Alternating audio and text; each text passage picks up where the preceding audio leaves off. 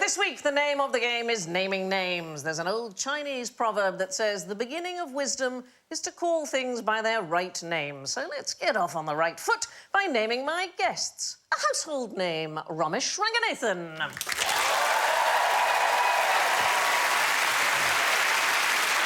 A rose by any other name, Cariad Lloyd.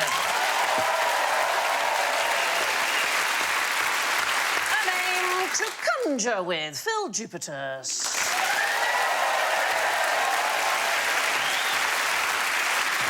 An old what's-his-name, Alan Davis.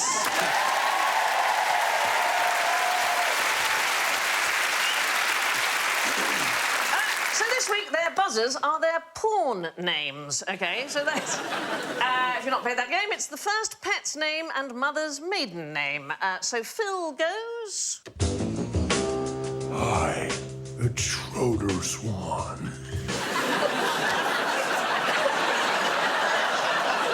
It's quite sexy, Dan. Very sexy. How much you paid that bloke? Yep. I'd have done that for nothing. And more convincingly. Well, that sounded like you found an asthmatic tramp on the South Bank. Cariad goes... Hello, I'm Snuffy. Snuffy Story.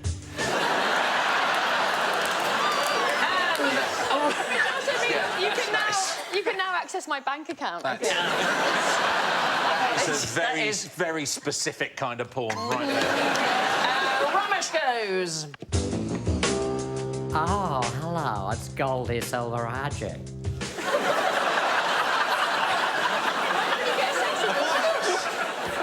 Why have I been given that It's one? quite catchy, Romesh. And Alan goes... Hey up, it's Nobby Styles.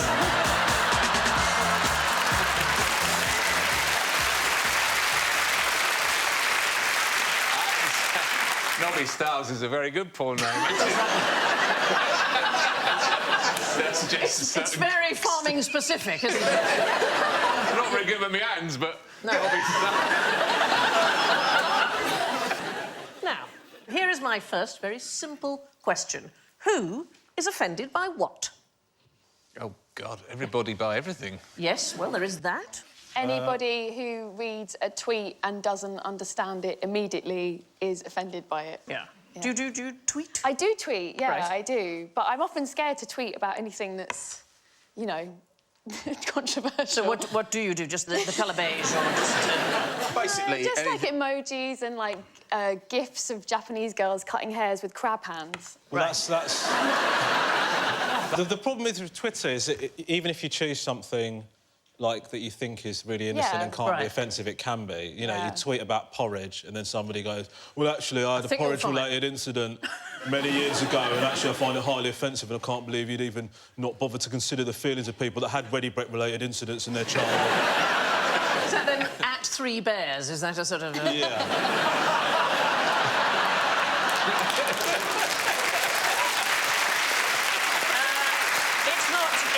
It's not Twitter-related, so it's more to do with who? Who is offended by what? Yes. Doctor, offended by Daleks. Doctor is the right area, but not Doctor Who. Oh. It is to do with doctors. Oh, generally medical practitioners? It is a large organisation, so if we think of it as an acronym... World Health Organisation. World Health Organisation, absolutely right. They are worried that scientists are naming diseases that offend people and that, indeed, we've done this too much in the past. So, for example, Spanish flu would be a good example. It affects people in Spain, possibly, and tourism. People might think if you go to Spain, you'll get Spanish flu. Legionnaire's disease is not a legionnaire in the world not been distressed by the thought. Oh, I know one. Essex wind. awful, isn't it, Phil? Terrible. It blows right up your Thames corridor. There's Creutzfeldt-Jakob disease, which I imagine... I don't know who that would offend. People call Creutzfeldt. Jakob Creutzfeldt, I would imagine. Very offensive. Swine flu, apparently. Very offensive to people who work with, I don't know, pigs. Mrs. Swine. Mrs. Swine. Swine is upset about it. Trying to the idea is you're supposed to minimise unnecessary distress. So, for example, if you call something sudden death syndrome, that's just too frightening. Hold on a sec. If you're about to die imminently, you can't just say something cuddly so they're not offended. Do you know what I mean? If they're going to die in the next 20 minutes, you can't just go... You just got the chills. Yeah. Just because you don't want them to be upset. But here's the thing. So doctors have certain acronyms, and I love these. There's SBI, which is something bad inside, and it means the doctor knows there's something wrong, not entirely sure what it is. SVBI, something very bad inside. Again, don't know what it is, but it'll definitely kill you. And there's loads for fat people. There's CBT, which is chronic biscuit toxicity. The other best one for fat people is BW. What? Beached whale. Oh. And my favourite acronym, PRATFO. Patient reassured and told to F off.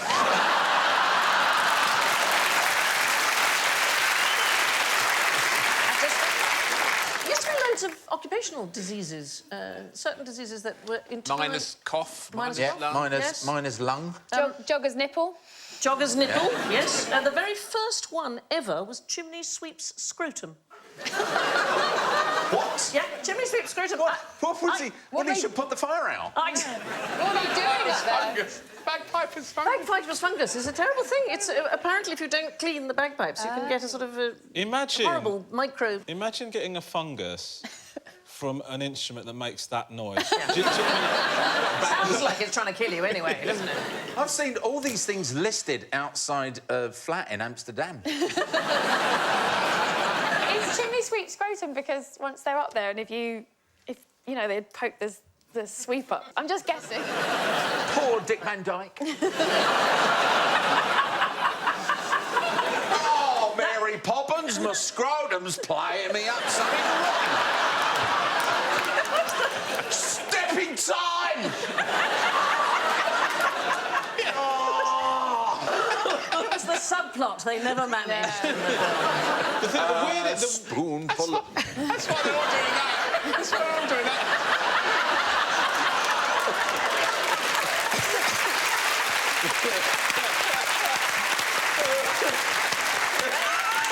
Do you think he was in too much pain to do the accent properly? So, anyway, can you tell me what this bird's name is? Is it a wagtail? It is not a wag... But what I really want is I want its actual name. Is it Philip, Jeremy, Philip. Mabel? Well, to assist you, you have some bird whistles beside you. Yeah. See if you can come up with the actual name. Oh, That's better nice. than mine. Romesh? Oh, here we go. Said Tiny Clanger. Oh, you've got lots of different ones.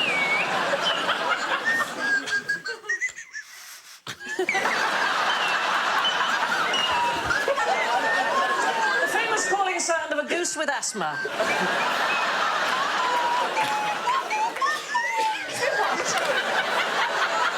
What are you doing? It's my ears pop.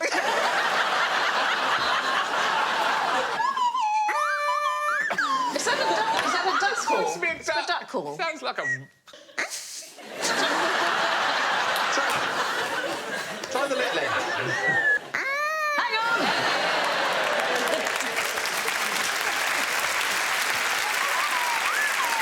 Well, it could be any one of these tunes. Here is the extraordinary thing. This bird is called, and this is such a lovely name, it's called a superb fairy wren. Isn't that the sweetest thing? And every single nest has a family name, so it's like it has a surname. And the surname is given to the mother when the kids are all in the eggs. And what she does is she lays the eggs and then she waits for 9 days and then she sits by the eggs and she starts singing a unique tune. So it might be better than that. What beautiful song does she sing, Sam?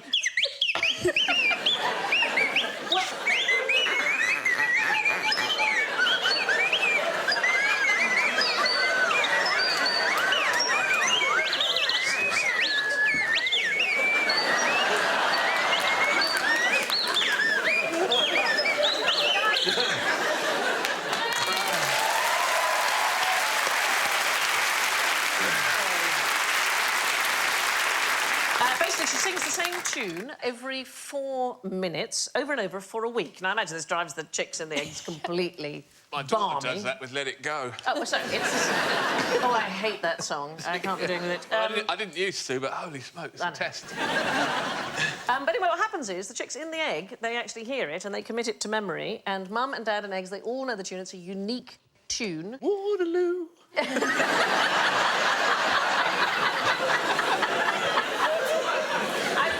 I don't think there are lyrics. So what happens is she goes away and gets food. When she returns to the nest, she sings this particular tune that they all know, and they have to sing it back to her, and that way she can be absolutely sure there isn't a cuckoo in the nest. Oh. So they have, as it were, a surname just for that nest. That is amazing. That really is amazing. But if they were people... Yeah.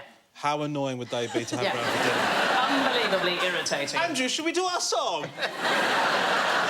look at this song. We've sung it from when we were children. Let's do it, shall we? They're not even real, I'm going to leave. I knew a family that did that. They had a whistle. Right. And in the supermarket, the mum would do a certain whistle, and then the kid would whistle back. No, darling, that's the Von Trapps. That's a film. They had a whistle in the supermarket in case they got lost. No, my mum would summon me home by whistling. Seriously? Yeah, and she taught me how to do it with the two fingers there. Wow. That is a whistle. No, now, I could hear that 3 miles away.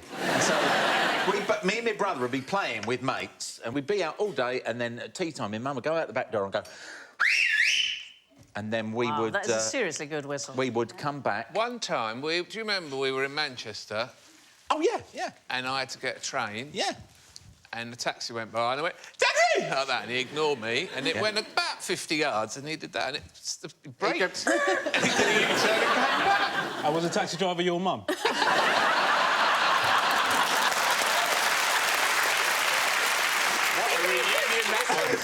Here's the thing about the birds, which is extraordinary. It isn't just birds that do this. Horses also do this. They have a signature whinny. Wow. Serious. The picture budget being slashed. Yeah.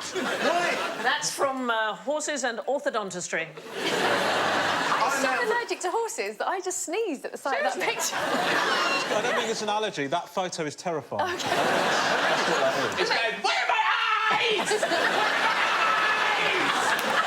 The crows have got my eyes!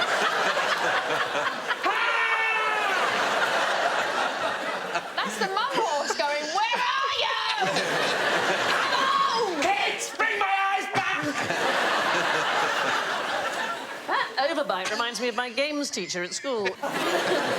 So here's the thing. Horses have signature whinnies. So say, for example, that you have a horse called, shall we call it Alan, in a stall, and another horse called Shergar walks by and goes out of sight behind a barrier. Alan notices that and goes, carries on, you're being Alan the horse, goes back to eating. If, when Shergar is behind the barrier, scientists play his identifying whinny, Alan won't really pay any attention. If they play the identifying whinny of a different horse, Alan gets really freaked out because he knows that the horse he saw walk past wasn't the one that he's just heard. And this is on a list of things scientists can be asked to do. Now, who sold seashells on the seashore? Is it somebody who's got no idea about the laws of sort of supply and demand?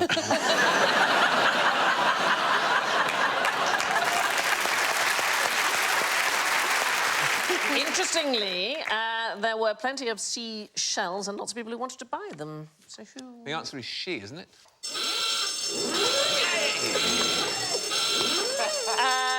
Well, it is in the rhyme. Can you do the rhyme? Do you know the rhyme? She's... No, I can't, because I've got a lisp. It's a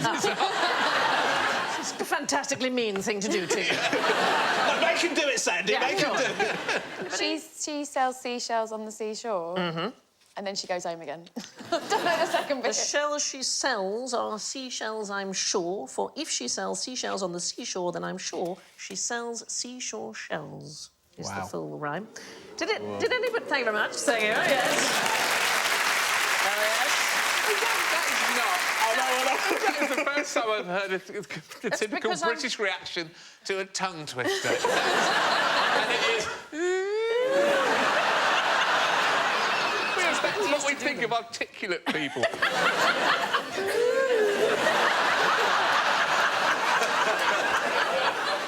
didn't know we had that in our makeup. So, No, she. But who was she? The woman who sold seashells. Was she a Cockney woman who some white Victorian man made up a nice rhyme about, but actually she was probably a prostitute who died of syphilis?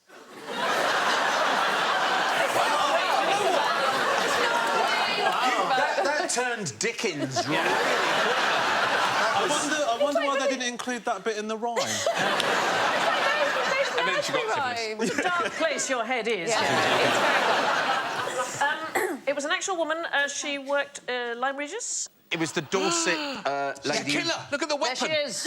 Found the first dinosaur in the UK, didn't she? The first whole. She was the inspiration for the tongue twister. She's a Victorian fossil hunter called Mary Anning. Oh, Mary Anning. Fossil hunter. She's all over the Natural History Museum. Yeah, all over the Natural History Museum, and she's an incredible woman. She was very brave because actually it's very dangerous. That is a picture of her with her dog Trey. She's about to kill it and put it in that bag. Well, I can't tell if the dog is Now I already. should make a fossil.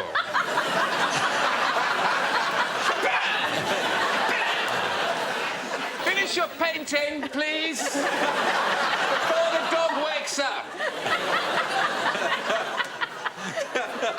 I don't know if the picture shows the dog already dead. It died in a landslide, and she was very fond of it.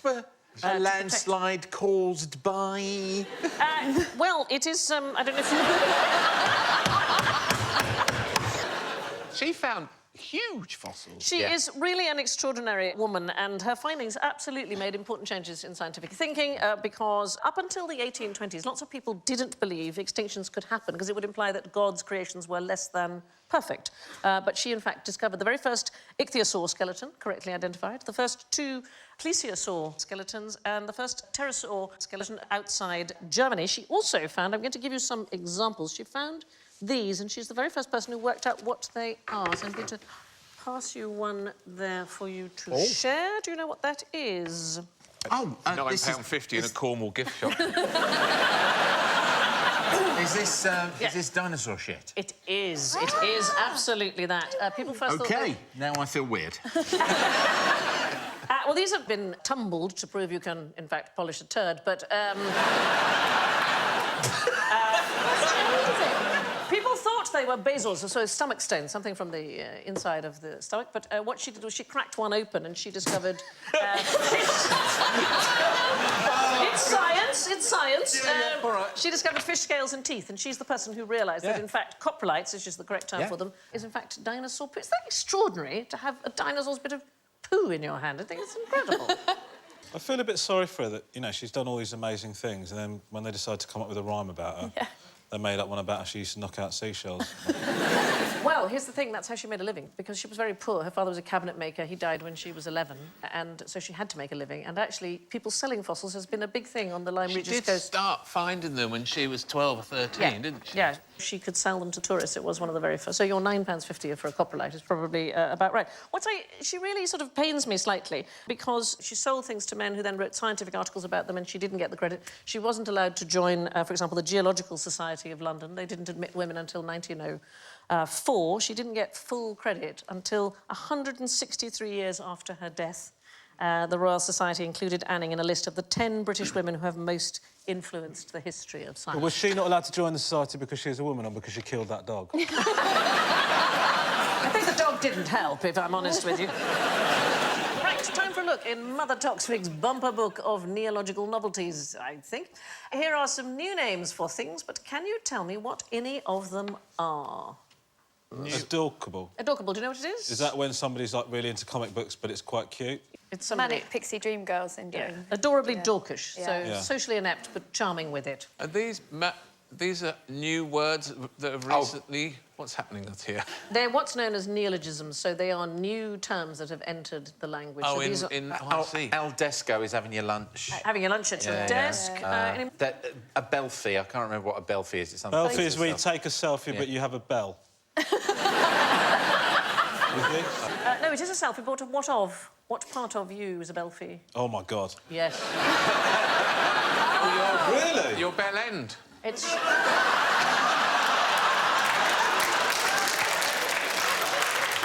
I thought that was a dick pic. It's your bottom. Oh, your bottom? Yes, it's a picture That's of a your... bumfie.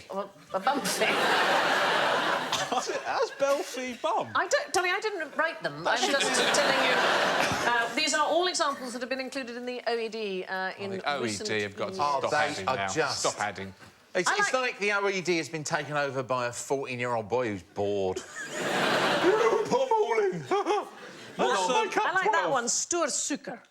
Is that Scottish? Scottish? Yes, it's to do with sucking. It's to do with sucking. It's to... Oh, it's really? so- it's Is it? something I think nasty I'll again. leave the quiz now. No, it's fine. It's a Scottish neologism for a vacuum cleaner. It's a stair sucker. A Stoorsucker.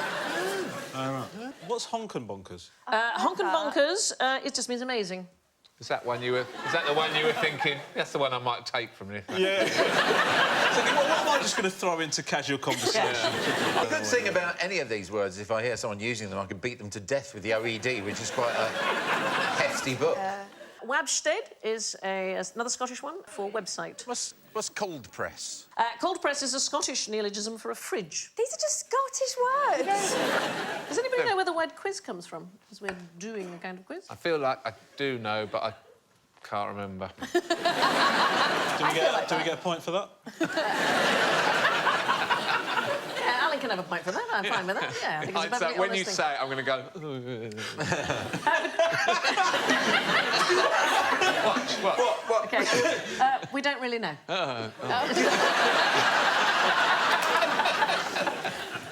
So it used to mean a sort of eccentric person. How it has come to mean asking people questions for points, we don't really know. There's a story that Richard Daly, who was a theatre proprietor in Dublin in 1791, made a bet that within 48 hours he could get a word into common parlance. And it distributed the word quiz to be put up on walls all over Dublin, and it became part of the language. Really? When they say the police are quizzing the suspect, that's wrong, isn't it? No, that's from inquisitive. And inquisition. So that's a separate... Good, you've got it. You're in the right chair. A little cold feeling then.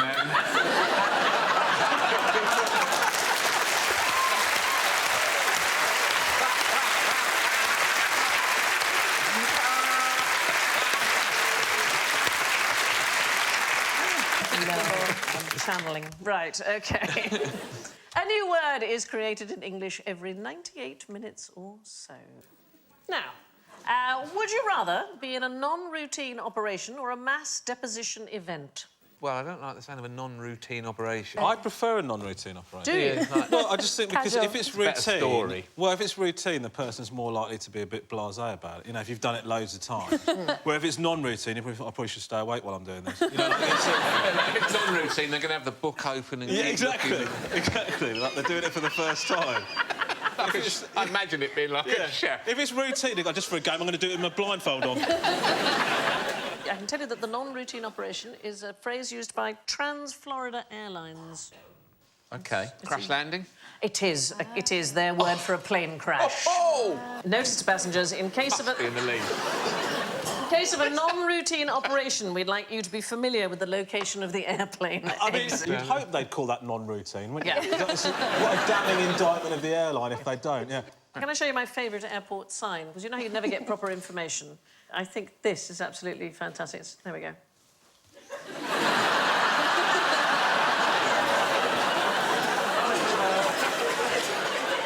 Kind of says everything, doesn't it? It's fair enough. This is honest, something in it's translation. It's absolutely fine. And the other thing is, a mass deposition event is, in fact, a huge pile of poo. In fact, it's a rather specific pile of poo. It's a euphemistic term given by archaeologists to the discovery of a thick layer of horse dung at a site called the Col de la Traversette, and it's believed to be associated with Hannibal's crossing of the Alps into Italy in 218 BC. I love this. The team analysing the poo, OK, are hoping to find signs of elephant droppings. Here's a quote from one of the team. There's even the possibility of finding an elephant tapeworm egg. This would really be the pot of gold at the end of the rainbow. And so we reach that round that dare not speak its name. Fingers on buzzers, please, for general ignorance. Name the cause of the first mass extinction. Oh, now, this is a trick one, because you're trying to get us to do the dinosaur one, but there was one before that, wasn't there? After 14 years, he understands the format.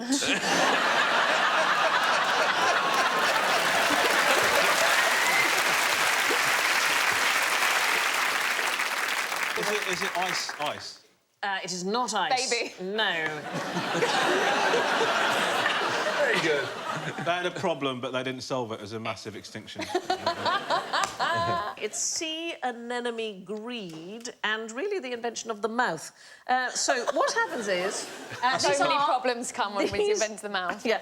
These are ediacarans, and ediacarans are the very first complex life forms on Earth, and they hung around on the sea floor for about 37 million years. They didn't have a mouth, they didn't have an anus, they just lived through osmosis there. They got along fine. They're just fine. And then what happens is the Cambrian explosion, so that's give or take a Tuesday, about 542 million years ago, you suddenly get life forms suddenly rocketing because there's more oxygen around, and you get sea anemone-like creatures. They have a mouth, and you know what they did? They ate them. They're absolutely right. They ate the lot of them. And the terrible, tragic thing was that they couldn't tell each other what was happening. Oh, don't! That's so sad. Yeah. No mouth. Just lying there being eaten and not being able to... Yeah. Or warn each other. I've had boyfriends like that, and I understand how they feel.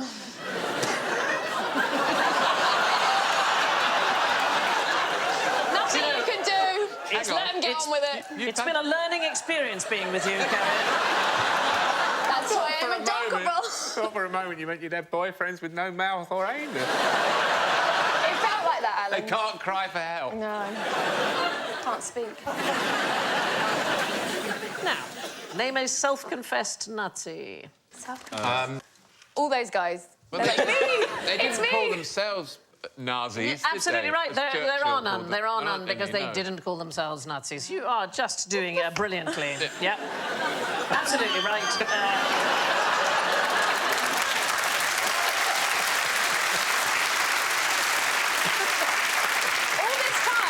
All this time you've been intimidated. No. To say what you know. you can just speak. It's lovely, Alan. No, indeed. And I'll throw him off his game. Although I like that Churchill called them Nazis. Nazis, Nazis, yeah. and he referred to the Gestapo as the Gestapo. Very good. You're absolutely right. No self-respecting Nazi ever called themselves a Nazi. It was the German exiles who called them that. So our panellists emerge at the scores, but let's see who has made a name for themselves and who has a black mark next to theirs. In fourth place, with a magnificent -2, it is Phill.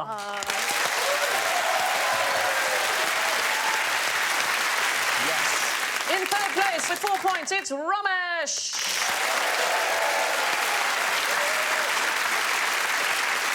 OK, I don't know if you're going to be able to guess who wins if I tell you who's in second place. With 5 points, it's Cariad.